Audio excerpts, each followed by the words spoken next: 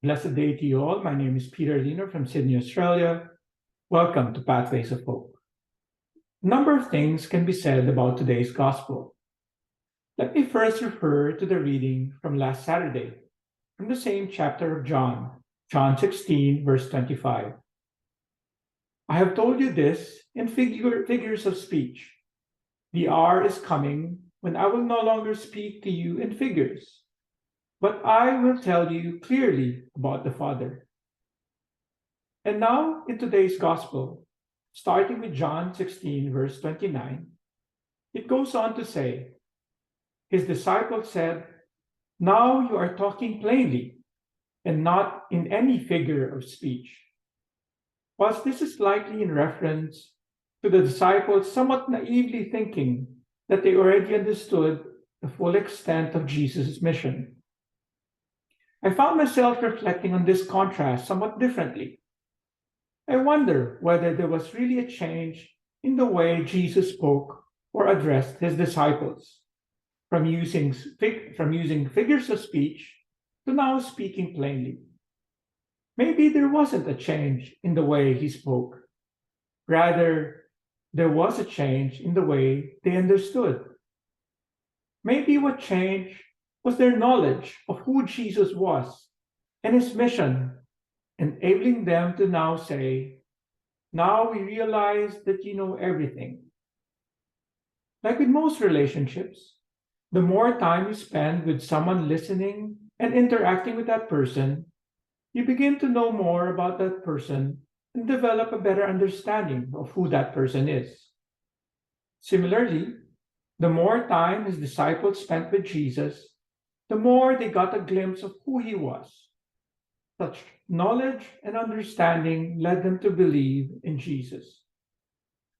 For us, this is a good reminder that the more time we spend reading his words, praying and listening to him with our hearts and mind, the more we will know of Jesus, deepening our relationship with him.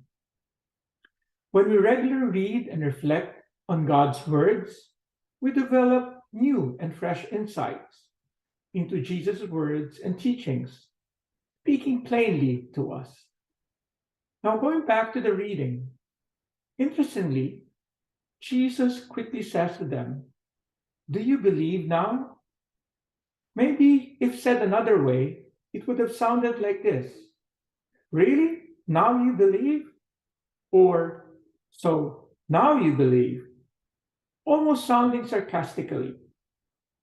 Knowing what the future is in store for him, he is justified in asking such a question, as he goes on to say, The hour is coming and has arrived when each of you will be scattered to his own home, and you will leave me alone.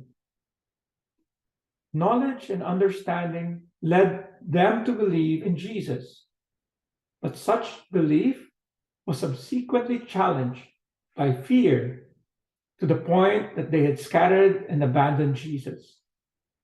As men and women who have decided to give our lives to the Lord, we all know that our commitment and faith is constantly challenged.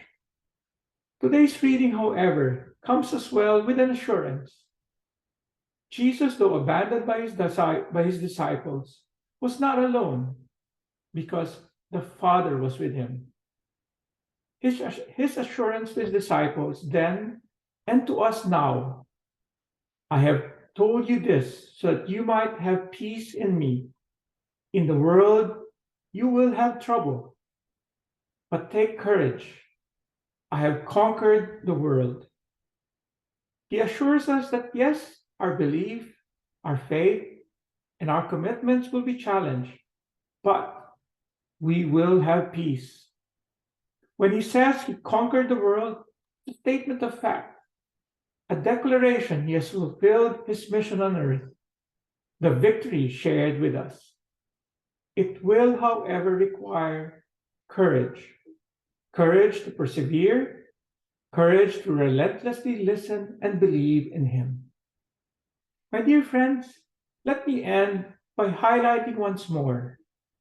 Knowledge increases our belief, such faith will constantly be challenged, but take courage, for we are not alone. May you all have a blessed day.